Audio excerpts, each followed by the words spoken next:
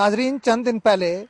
इस्लामाबाद और बल्कि पूरे पाकिस्तान से शाया होने वाले अखबारात में ये खबरें शाया हुईं कि इस्लामाबाद की इंतज़ामिया और हुकूमत ने इस्लामाबाद की बाज़ मसाजिद और मदारिस, जिनमें बाज़ बड़ी जामियात भी हैं, को गिराने का फ़ैसला किया। लिहाजा उस फ़ैसले के बाद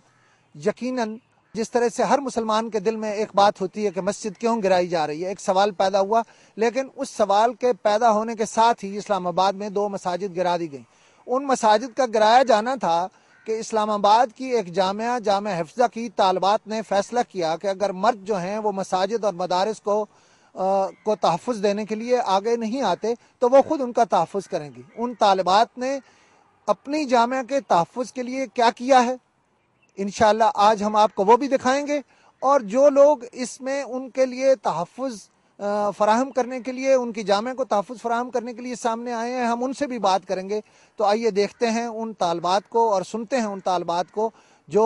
इस रेजिस्टेंस मूवमेंट में सामने आई हैं। और मैं मूवमेंट का लफ्ज़ इसलिए इस्तेमाल कर रहा हूँ कि वाकई ही इस सारी सूरत हाल में एक नई तहरीक पैदा हुई है, और वो तहरीक है मसाजिद और मदारिस को बचाने की, उनको तहफ़्फ़ुज़ देने की और उनको न गिराने देने की। तो आइए मिलते हैं उन सब किरदारों से जो इस मामले में पेश हैं।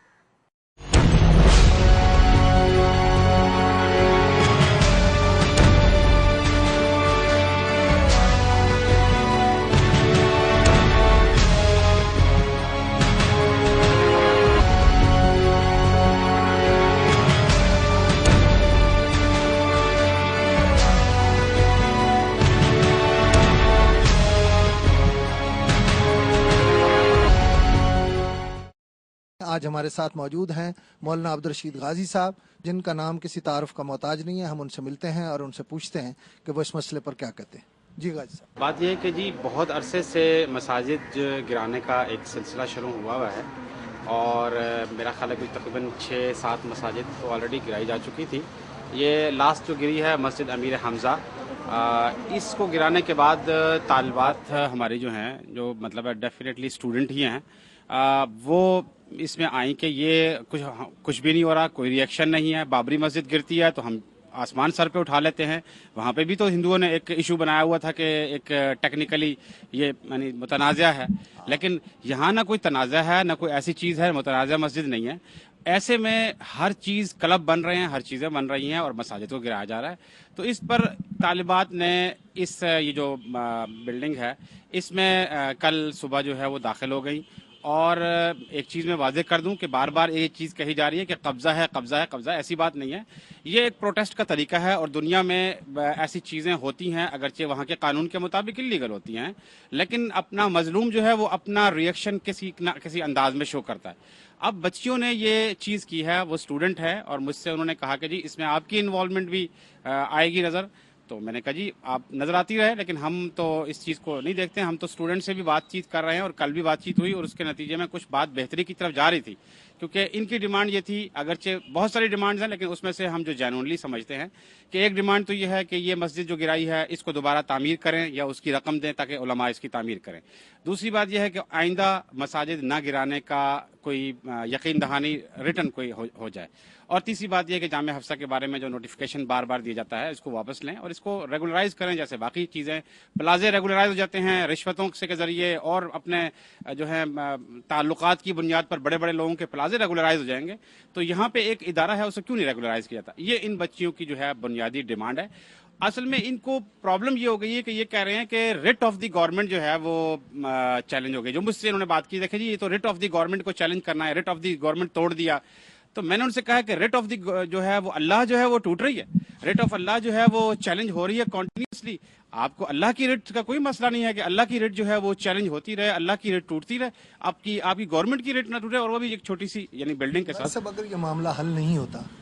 तो आप ये फरमाइए, ये आप तक रहेगी या ये तारीख बाहर भी जा सकती है? जहाँ तक देखिए जी, हम तो यानी ज़ाती तौर पर हमारी ख्वाहिश भी है कि ये मसला हल हो जाए, इसलिए कि हम यानी स्टूडेंट के दरमियान और इंतज़ामिया के दरमियान निगोसिएशन के उसमें हैं, प्रोसेस में है, बातचीत जो है वो चल रही है और बड़े हाई लेवल पे चौधरी शुजात हुसैन से बात हुई है। कामरान लाशारी ने कल उलमा को फ़ोन किया था और इस मसले पर डिस्कस किया है। हमारी अपनी ज़ाती ख्वाहिश की जहाँ तक बात है, हम समझते हैं कि अगरचे बच्चियों ने तो स्टूडेंट ने तो काफ़ी सारी डिमांड की हुई है, लेकिन हम समझते हैं कि जो 3 डिमांड हैं مسجد کے بارے میں اور یقین دہانی کے آئندہ مساجد اسلام آباد میں نہیں گرائی جائیں گی، اور یہ کہ جامعہ حفصہ کا نوٹس واپس لیا جائے، میرا خیال ہے یہ بڑی جینوئن ہے اور اس کو کرنا چاہیے۔ لیکن اگر فرض کر لیں کہ یہ چیز نہیں ہوتی ہے تو ڈیفینیٹلی بہت لوگ اس کو کر رہے ہیں، اور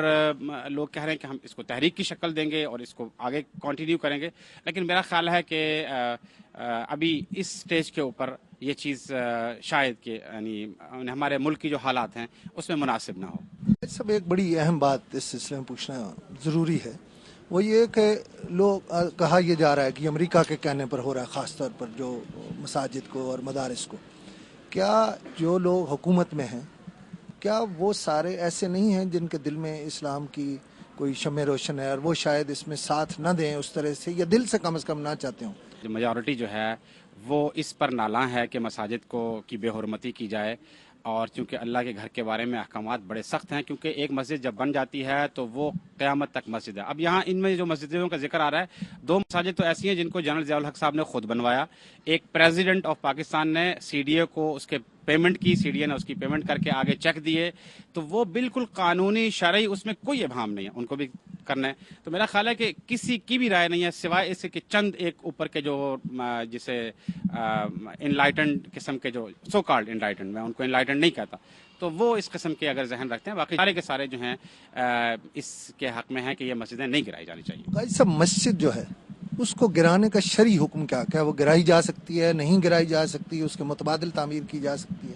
جی، بات یہ ہے کہ اگر کسی انڈیویجول، کسی فرد کی زمین پر اگر آپ نے اجازت کے بغیر بنائی ہے تو وہ مسجد ہی نہیں ہے، وہ شرعی لحاظ سے مسجد نہیں ہے، وہ گرائی جا سکتی ہے کسی بھی وقت۔ لیکن اگر ایک علاقے میں پہلی بات ہے کہ اسٹیٹ کی رسپانسبلٹی ہے، اسٹیٹ اگر نہیں کرتی اور علاقے کے لوگ اپنی مدد آپ کے تحت کہیں حکومت کی جگہ پر، حکومت کی جگہ تو کوئی نہیں ہوتی کہ ہر جو ہے جگہ جو ہے نہیں وہ اللہ کی ہے، شریعت میں وہ جگہ اللہ کی ہے، اسٹیٹ کی بھی نہیں ہے، تو ادھر اگر اہل علاقہ کہیں اپنی ثوابدید پر کوئی مسجد کو تعمیر کر لیتے ہیں اور اس میں یعنی ایک نماز بھی با جماعت ہو جاتی ہے، تو اس کا سٹیٹس مسجد کا ہے کہ مسجد ایک ٹکڑے پر جب بن گئی تو قیامت تک وہ مسجد ہے، چاہے اس کے بارے میں حکم ہے کہ اگر وہاں سے اگر لوگ ہجرت کر جائیں، وہاں سے آبادی ختم ہو جائے، ایون اس مسجد کے بارے میں حکم یہ ہے کہ اس کو محفوظ کر لیا جائے۔ یعنی اس کے احکامات شریعت نے، یعنی میں سمجھتا ہوں بہت زیادہ، یعنی اعتدال کا، اسلام جو ہے وہ اعتدال کا یعنی مذہب ہے، لیکن میں نے جب اس کو اسٹڈی کیا تو مسجد کے معاملے میں شرعی احکام بہت سخت ہیں۔ اور اگر کسی نے گرا دی تو اس کی سزا کیا ہے؟ اس کی سزا جو ہے وہ مطلب ہے کہ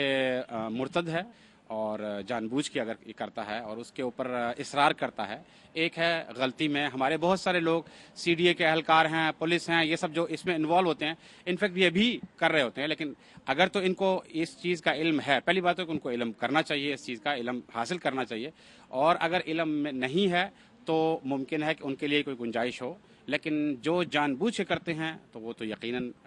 دائرہ اسلام سے خارج ہو جاتے ہیں، کیونکہ اللہ کے گھر کے معاملے میں کسی قسم کی کوئی یعنی وہ نہیں ہے، نرمی نہیں ہے۔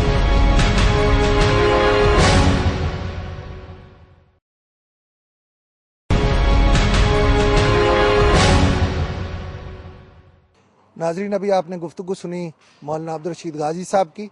لیکن اس موضوع پر گفتگو ضروری ہے جناب خالد خواجہ سے۔ جناب خالد خواجہ ان دنوں خبروں میں ہیں، اور